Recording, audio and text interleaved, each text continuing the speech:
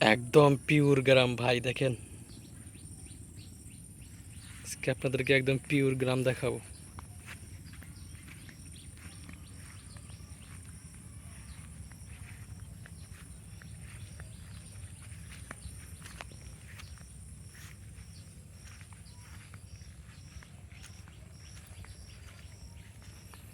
একবারে পিওর গ্রাম।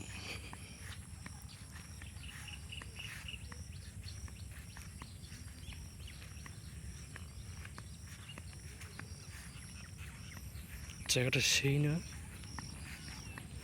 অস্থির একটা জায়গা। এই যে দেখেন কত সুন্দর একটা ভিউ। বিকেলের দৃশ্যটা সত্যিই খুব অসাধারণ হয়ে থাকে এখানকার।